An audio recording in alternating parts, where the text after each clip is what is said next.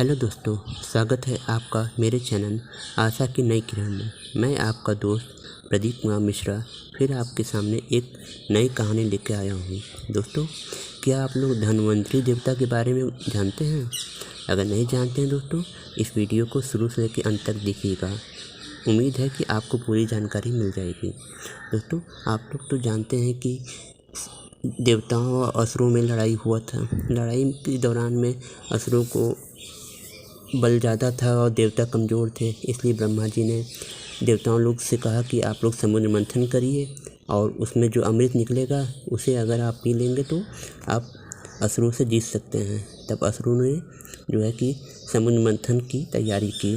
समुद्र मंथन के लिए उन्होंने सुमेर पर्वत लिया।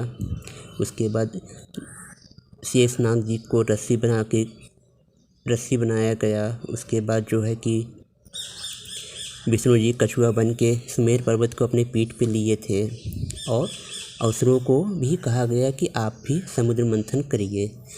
और फिर समुद्र मंथन हुआ। समुद्र मंथन करते करते जो है कि जब शरद पूर्णिमा हुआ तब चंद्रदेव का जन्म हुआ। कार्तिक दशमी को कामधेनु गाय आई। त्रयोदशी को धन्वंतरी देवता का जन्म हुआ और उसके बाद अमावस्या के दिन जो है माता लक्ष्मी का जन्म हुआ। माता लक्ष्मी जन्म जब उनका हुआ तो वो विष्णु जी के पास चली गई।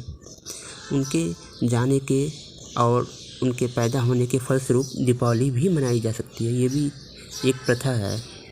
दोस्तों, जब धन्वंतरी देवता बाहर आए तो उनके एक हाथ में शंख था, दूसरे हाथ में चक्र था, तीसरे में अमृत का कलश था और चौथे में औषधियाँ थीं। और जब वो बाहर आए तो देवता व असुर जो है दोनों लोग अमृत पाने की इच्छा किए।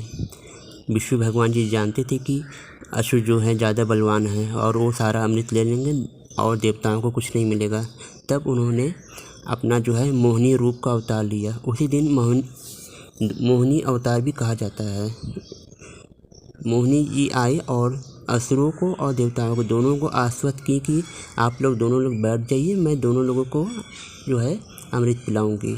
और उनके हाथ में 2 घड़े थे, एक में था अमृत और दूसरे में था पानी।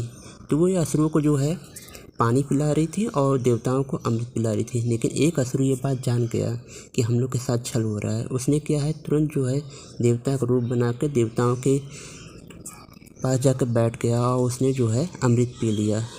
यह बात विष्णु भगवान जी जान गए।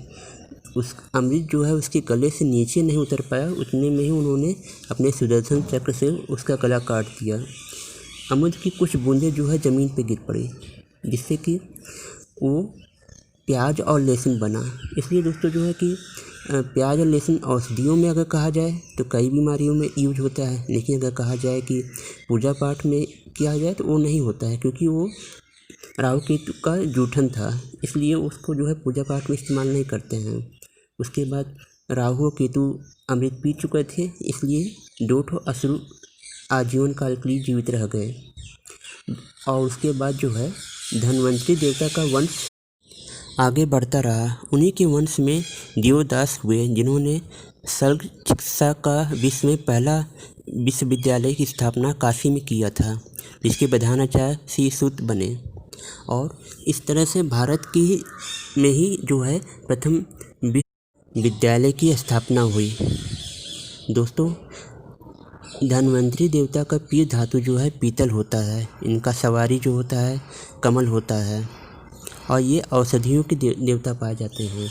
इसलिए दोस्तों धनतेरस के दिन जो है इनकी पूजा की जाती है। इनकी पूजा में जो है तुलसी के पत्ता, जो घर में जो छोटे छोटे जड़ी बूटी होते हैं, काली मिर्च, ये सब जो है औषधियों के रूप में माना जाता है, इसे चढ़ाया जाता है। दोस्तों, धन्वंतरी के देवता के खुशी के लिए सब लोग पहले जो है पीतल का बर्तन खरीदते थे और उस दिन जो है सोना और चांदी खरीदा जाता है। आज के ज़माने में तो लोग सब लोग घर, गाड़ी, मोबाइल ये सब खरीदना हो गया है, लेकिन हमारे पुरानी परंपरा के मुताबिक जो है कि जो है सोना, चांदी, पीतल ही अच्छा माना जाता था। दोस्तों, उम्मीद है कि आप लोग को मेरी ये जानकारी अच्छी लगी होगी।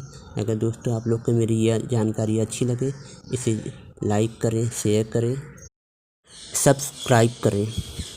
दोस्तों आप लोगों का मुझे पहले भी बहुत ज़्यादा प्यार मिला है। दोस्तों हमारा प्यार ऐसे आगे ही बढ़ता रहे, ऐसी ही मेरी उम्मीद है। मैं हमेशा आप लोगों के लिए कुछ न कुछ अच्छा और नया बना के लेके आता रहूँगा। दोस्तों इस प्रकार मैं अपनी बात यहीं समाप्त करता हूँ। अगली कहानी में मैं फिर मिलूँगा। तब तक के लिए नमस्कार।